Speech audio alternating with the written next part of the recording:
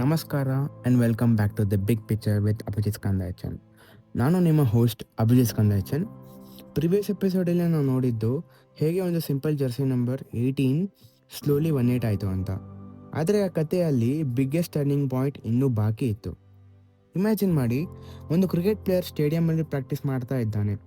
ಆದರೆ ನೂರಾರು ಕಿಲೋಮೀಟರ್ಸ್ ದೂರ ಗ್ಲಾಸ್ ವಾಲ್ಸ್ ಇರುವ ಒಂದು ಕಾರ್ಪೊರೇಟ್ ಬೋರ್ಡ್ ರೂಮಲ್ಲಿ ಕೆಲವು ಎಕ್ಸಿಕ್ಯೂಟಿವ್ಸ್ ಒಂದು ಹೆಸರಿನ ರಿಪೀಟ್ ಮಾಡ್ತಾ ಇದ್ದರು. ಆ ಹೆಸರೇ ವಿರಾಟ್ ಕೊಹ್ಲಿ. ಅವರು ಸ್ಕೋರ್ ಬೋರ್ಡ್ ಬಗ್ಗೆ ಮಾತಾಡ್ತಾ ಇರಲಿಲ್ಲ, ಸೆಂಚುರೀಸ್ ಬಗ್ಗೆ ಕೂಡ ಮಾತಾಡ್ತಾ ಇರಲಿಲ್ಲ, ಅವ್ರ ಬ್ಯಾಟಿಂಗ್ ಟೆಕ್ನಿಕ್ ಕೂಡ ಅಲ್ಲ.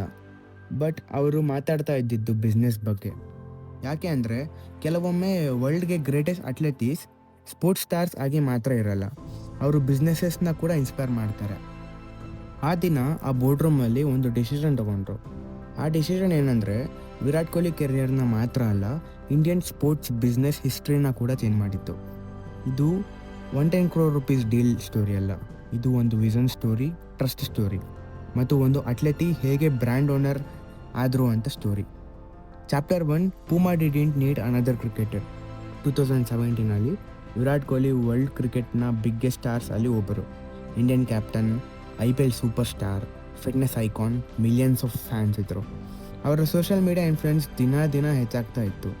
ಕಂಪನೀಸ್ಗೆ ವಿರಾಟ್ ಎಂಡೋರ್ಸ್ಮೆಂಟ್ ಮಾಡೋದು ಅಂದರೆ ಸೇಲ್ಸ್ ಇನ್ಕ್ರೀಸ್ ಆಗುತ್ತೆ ಅಂತ ಗೊತ್ತಿತ್ತು. ಆದರೆ ಪೂಮಾ ಬೇರೆ ಥರ ಯೋಚಿಸ್ತು. ಹೇಗೆ ಅಂದರೆ ಅವರಿಗೆ ಬ್ಯಾಟ್ಸ್ಮನ್ ಬೇಕಾಗಿರಲಿಲ್ಲ, ಸೆಲೆಬ್ರಿಟಿ ಕೂಡ ಬೇಕಾಗಿರಲಿಲ್ಲ, ಅಡ್ವರ್ಟೈಸ್ಮೆಂಟ್ ಫೇಸ್ ಬೇಕಾಗಿರಲಿಲ್ಲ. ಬಟ್ ಅವರಿಗೆ ಒಂದು ಪರ್ಸ್ನಾಲಿಟಿ ಬೇಕಾಗಿತ್ತು.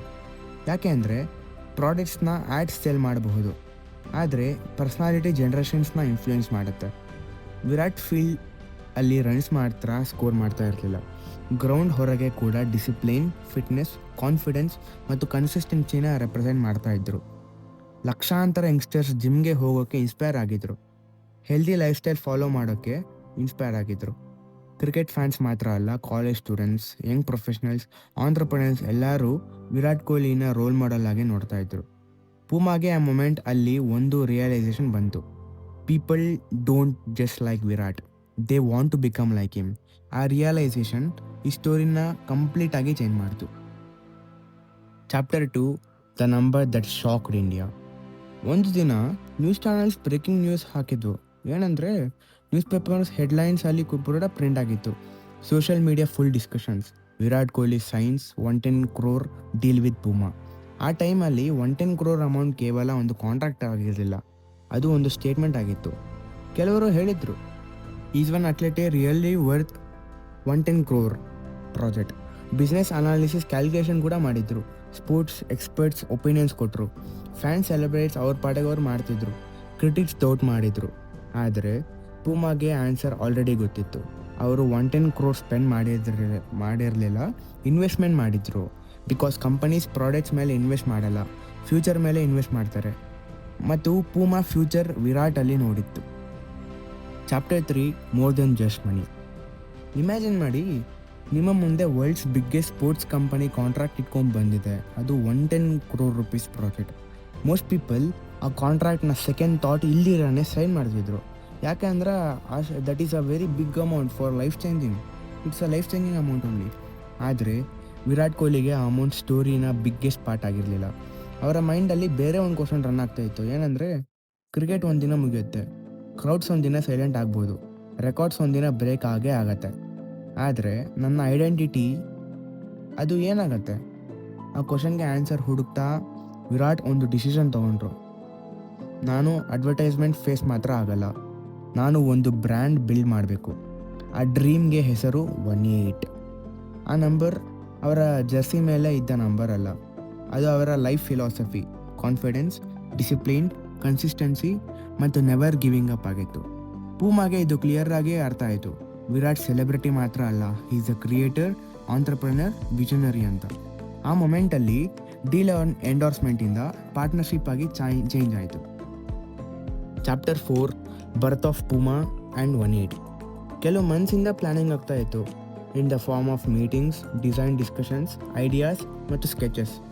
ಮತ್ತು ಫೈನಲಿ 2019 ಮಾರ್ಕೆಟ್ಗೆ ಒಫಿಷಿಯಲಿ ಬಂದಿತ್ತು Puma and 180 collaboration. People first time logo ನೋಡಿದ್ರು. Simple, modern, easy to remember ಇತ್ತು. ಆದರೆ ಆ ಲೋಗೋ ಹಿಂದಿನ ಇದ್ದಿದ್ದು years of planning, years of trust and years of vision. ಕಲೆಕ್ಷನ್ನಲ್ಲಿ ಬಂದಿದ್ದು first T shirts, shoes, caps and jackets, backpacks and other accessories etcetera.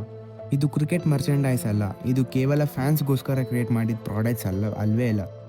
ಕಾಲೇಜ್ಗೆ ಹೋಗುವ ಸ್ಟೂಡೆಂಟ್ಸ್ ಕೂಡ ವೇರ್ ಮಾಡ್ಬೋದು, ಜಿಮ್ಗೆ ಹೋಗುವ ಅಥ್ಲೆಟೀಸ್ ಕೂಡ ವೇರ್ ಮಾಡ್ಬೋದು, ವೀಕೆಂಡ್ ಟ್ರಿಪ್ಗೆ ಹೋಗೋ ಫ್ಯಾಮಿಲಿ ಮೆಂಬರ್ ಕೂಡ ವೇರ್ ಮಾಡಬಹುದು. ಒನೆಟ್ ಸ್ಲೋಲಿ ಕ್ರಿಕೆಟ್ ಸ್ಟೇಡಿಯಮಿಂದ ಡೈಲಿ ಲೈಫ್ಗೆ ಎಂಟ್ರಿ ಕೊಡ್ತು ಮತ್ತು ಅದೇ biggest success. Chapter 5, what were people really buying. Question ಇದೆ, ಪೀಪಲ್ 18 ಟಿ ಶರ್ಟ್ ಯಾಕೆ ಪರ್ಚೇಸ್ ಮಾಡಿದ್ರು? ಕ್ಲೋತ್ ಕ್ವಾಲಿಟಿ ನೋಡಾ, ಇಲ್ಲಾಂದರೆ ಡಿಸೈನ್ ನೋಡಾ, ಅವ್ರ ಕಲರ್? ಹೌದು, ಅದೆಲ್ಲ ಇಂಪಾರ್ಟೆಂಟ್ ಆಗುತ್ತೆ. ಆದರೆ ಬಿಸ್ನೆಸ್ಸಲ್ಲಿ ಒಂದು ಸೀಕ್ರೆಟ್ ಇದೆ. ಸಕ್ಸಸ್ಫುಲ್ ಬ್ರ್ಯಾಂಡ್ಸ್ ಪ್ರಾಡಕ್ಟ್ ಸೆಲ್ ಮಾಡಲ್ಲ, ಸ್ಟೋರೀಸ್ನ ಸೆಲ್ ಮಾಡುತ್ತೆ. ನೈಕಿ ಅಂದರೆ ಫಾರ್ ಎಕ್ಸಾಂಪಲ್, ಪೀಪಲ್ಗೆ ಶೂಸ್ ಮಾತ್ರ ನೆನಪು ಬರಲ್ಲ, ವಿನ್ನಿಂಗ್ ಮೆಂಟಾಲಿಟಿ ನೆನಪಾಗತ್ತೆ. ಆ್ಯಪಲ್ ಅಂದರೆ ಫೋನ್ ನೆನಪಾಗಲ್ಲ, ಇನೋವೇಷನ್ ನೆನಪಾಗತ್ತೆ. ಅದೇ ವಿರಾಟ್ ಕೊಹ್ಲಿ ಅಂದರೆ fitness, discipline, hard work and confidence. People 18 wear ಮಾಡಿದಾಗ ಅವರು ಕ್ಲೋತ್ ಪರ್ಚೇಸ್ ಮಾಡ್ತಾ ಇರಲ್ಲ, ಅವರು ಒಂದು ಮೈಂಡ್ ಸೆಟ್ ಪರ್ಚೇಸ್ ಮಾಡ್ತಾ ಇರ್ತಾರೆ. Chapter 6, the gamble that changed everything. ಬಿಸ್ನೆಸ್ಸಲ್ಲಿ ಸಕ್ಸಸ್ನ ಪ್ರೆಡಿಕ್ಟ್ ಮಾಡೋದು ತುಂಬ ಕಷ್ಟ ಇರುತ್ತೆ. ಯಾಕೆಂದರೆ ಸಕ್ಸಸ್ ಆಗ್ಬೋದು, ಇಲ್ಲಾಂದರೆ ಕಂಪ್ಲೀಟ್ಲಿ ಫೈಲ್ ಕೂಡ ಆಗ್ಬೋದು ಒಂದು ಐಡಿಯಾ. ಅದೇ ಆಯಿತು 2017 ಪೂಮಾಗೆ.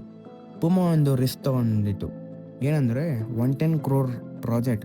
ಆ ಅಮೌಂಟ್ ಕೇವಲ ಕಾಂಟ್ರಾಕ್ಟ್ಗೆ ಸ್ಪೆಂಡ್ ಮಾಡಿದ್ದನ್ನಲ್ಲ, ಅದು ಟ್ರಸ್ಟ್ ಮೇಲೆ ಮಾಡಿದ್ದ ಇನ್ವೆಸ್ಟ್ಮೆಂಟ್.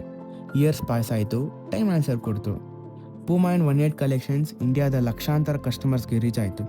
ಮೆಟ್ರೋ ಸಿಟೀಸಿಂದ ಸ್ಮಾಲ್ ಟೌನ್ಸ್ವರೆಗೂ, ಕಾಲೇಜ್ ಸ್ಟೂಡೆಂಟ್ಸಿಂದ ವರ್ಕಿಂಗ್ ಪ್ರೊಫೆಷನಲ್ಸ್ವರೆಗೂ, ಫಿಟ್ನೆಸ್ ಎಂಥ್ಯೂಸಿಯಾಸ್ಟಿಂದ ಕ್ರಿಕೆಟ್ ಫ್ಯಾನ್ಸ್ವರೆಗೂ. 18 ಸ್ಲೋಲಿ ಒಂದು ಕ್ಲೋತಿಂಗ್ ಬ್ರ್ಯಾಂಡ್ ಮಾತ್ರ ಆಗಿರಲಿಲ್ಲ, ಅದು ಒಂದು ಲೈಫ್ ಸ್ಟೈಲ್ ಐಡೆಂಟಿಟಿ ಆಯಿತು. ಲೋಗೋ ನೋಡಿದರೆ ಪೀಪಲ್ಗೆ ವಿರಾಟ್ ನೆನಪಾಗ್ತಾ ಇದ್ರು, ವಿರಾಟ್ ಹೆಸರು ಕೇಳಿದರೆ ಪೀಪಲ್ಗೆ 18 ನೆನಪಾಗ್ತಾ ಇತ್ತು. ಅದು ಮಾರ್ಕೆಟಿಂಗ್ ಅಲ್ಲ, ಅದು ಟ್ರಸ್ಟ್, ಇನ್ಫ್ಲೂಯೆನ್ಸ್. ಅದು ಇಯರ್ಸ್ ಇಂದ ಕೇರ್ಫುಲಿ ಬಿಲ್ಡ್ ಮಾಡಿದ್ದ ಐಡೆಂಟಿಟಿ. ಬಿಸ್ನೆಸ್ ವರ್ಲ್ಡಲ್ಲಿ ಕೆಲವೊಮ್ಮೆ ಬಿಗ್ಗೆಸ್ಟ್ ಪ್ರಾಫಿಟ್ಸ್ ಪ್ರಾಡಕ್ಟ್ಸಿಂದ ಬರಲ್ಲ, ಪೀಪಲ್ನ ನಂಬಿಕೆಯಿಂದ ಬರುತ್ತೆ. ಮತ್ತು ಪೂಮಾ ಆ ನಂಬಿಕೆ ಮೇಲೆ ಇನ್ವೆಸ್ಟ್ಮೆಂಟ್ ಮಾಡಿತ್ತು. ಅದಕ್ಕೆ ಈ ಪಾರ್ಟ್ನರ್ಶಿಪ್ ಇಂಡಿಯನ್ ಸ್ಪೋರ್ಟ್ಸ್ ಬಿಸ್ನೆಸ್ ಹಿಸ್ಟ್ರಿಯಲ್ಲಿ ಬೆಂಚ್ ಮಾರ್ಕ್ ಆಗಿ ಇತ್ತು. ಸೊ ಇವತ್ತಿನ ಎಪಿಸೋಡಲ್ಲಿ ನಾವು ನೋಡಿದ್ದು 110 crore rupees ಪ್ರಾಜೆಕ್ಟ್ ಡೀಲ್ ಅಲ್ಲ, ಒಂದು ಕಂಪನಿ, ಅಥ್ಲೆಟಿ ಮತ್ತು 2 ವಿಷನ್ ಒಂದಾಗಿ ಹಿಸ್ಟ್ರಿ ಕ್ರಿಯೇಟ್ ಮಾಡಿದ್ದ ಜರ್ನಿ. ವಿರಾಟ್ ಕೊಹ್ಲಿಗೆ ಈ ಪಾರ್ಟ್ನರ್ಶಿಪ್ ಕೇವಲ ಎಂಡೋರ್ಸ್ಮೆಂಟ್ ಆಗಿರಲಿಲ್ಲ, ಐಡೆಂಟಿಟಿ ಕ್ರಿಯೇಟ್ ಮಾಡಿದ್ದ ಆಪರ್ಚುನಿಟಿ ಆಗಿತ್ತು. ಈ grab the opportunity to create his own identity and brand. ಪೂಮಾಗೆ ಇದು ಕೇವಲ ಮಾರ್ಕೆಟಿಂಗ್ ಕ್ಯಾಂಪೇನ್ ಆಗಿರಲಿಲ್ಲ, ಫ್ಯೂಚರ್ನ ರೆಕಾಗ್ನೈಸ್ ಮಾಡಿದ್ದ ಡಿಸಿಷನ್ ಆಗಿತ್ತು. ಮತ್ತು ನಮಗೆ ಒಂದು ಇಂಪಾರ್ಟೆಂಟ್ ಲೆಸನ್ ಕಲಿಬೋದು ಇದರಿಂದ.